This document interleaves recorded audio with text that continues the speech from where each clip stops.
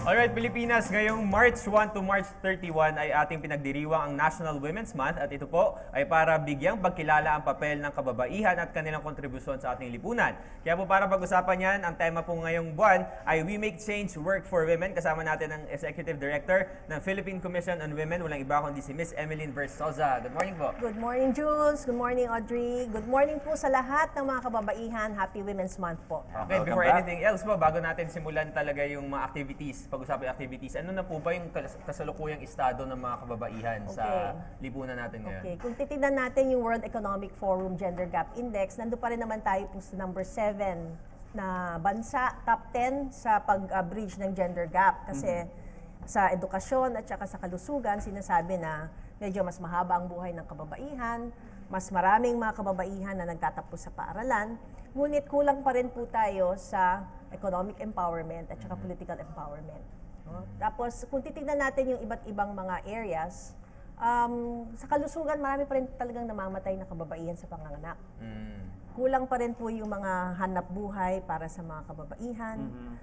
Kulang pa rin po yung boses ng kababaihan sa Kongreso. Halimbawa, bagamat tumaas sila ngayon, 29% ng babae sa Kongreso, kulang pa rin talaga dahil hindi po pa rin natin nakamit yung sinasabi natin 50-50 quota. No? Dahil sa Magna Carta of Women, sabi, sa gobyerno halimbawa, 50% dapat na nasa third level o managerial positions ay nasa kababaihan. Nasa 43% lang po tayo. So inasahan natin ma-appoint mas marami pang mga magagaling na kababaihan sa positions of decision making.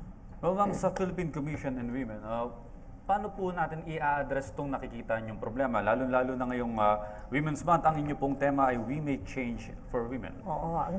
We make change, work for women. Kasi nakiki-align po tayo sa tema ng administration ngayon, na malasakit at pagbabago. So, lahat po tayo ay may responsibilidad na magbago at makilahok sa pagbabago. So, hinihikayat po natin, syempre, yung we, pwede women's empowerment rin po yung we, so we make change for women. Tsaka tayong lahat, bilang gobyerno, NGO, private sector, lahat ng mamamayan, kailangan alam natin kung ano yung mga karapatan natin na napapaloob sa Magna Carta of Women. Kaya yung We Make Change Work, MCW rin po yun, tandaan natin, Magna Carta of Women yun. So tandaan po natin na alamin po natin, nasa website po yan, lahat ng mga karapatan natin bilang babae. No?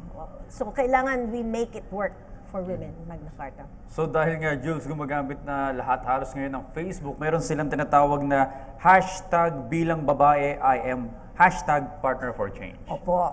Mag-log in po kayo sa Facebook ng Philippine Commission on Women. Tapos sabihin niyo po, makilahok po kayo, picture yung sarili niyo. Bilang babae, anong gusto mong sabihin? Bilang babae, ito ang aking gagawin para sa pagbabago at saka Partners for Change. Tapos hinihikayat rin po natin, alam na lahat ng mga government agencies nakikinig dito, nasa Magna Carta of Women rin po kasi na kailangan i-disseminate lahat ng mga programa na pangkababaihan. At sana maabot yun sa kalayo-layo ang mga lahat, no? Barangay, Mga nayon. sa mga nayon. No? So kasi parang marami tayong alam dito sa national na ginagawa pero hindi pa alam talaga ng maraming mga kababaihan. At kung naibababa talaga. Kung naibababa.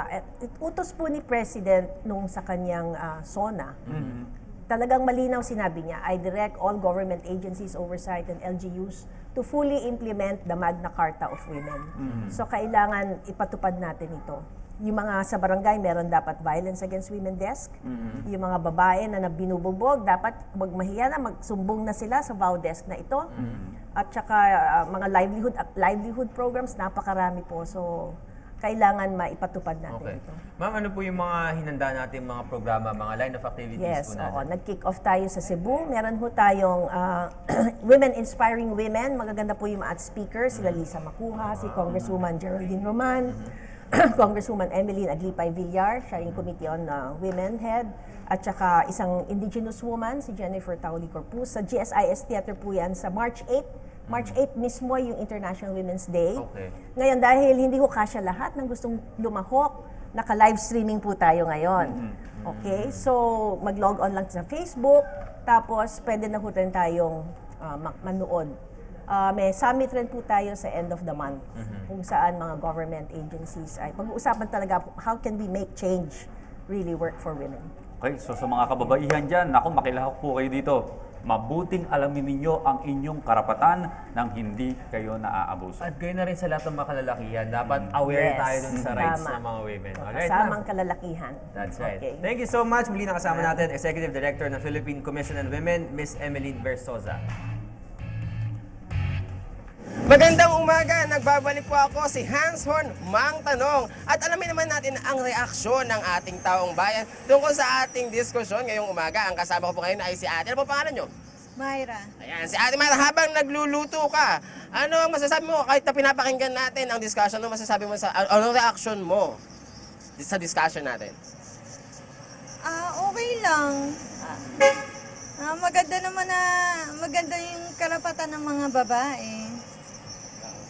Na malaki din naman yung naitutulong nila sa ekonomiya ng Pilipinas sa bansa natin. Saka mas maraming OFW ng mga babae. Okay. Kaya marami silang naiaambag sa Pilipinas. Oh, ayan. So talagang partner for change nga ang ating mga kababayan. Kaya dapat minamahal yan. Well, anyway, yan ang kanyang reaction. Tuloy-tuloy ang usapan sa Good Morning Pilipinas. Ate, magluto na tayo ng burger. Ano ba to?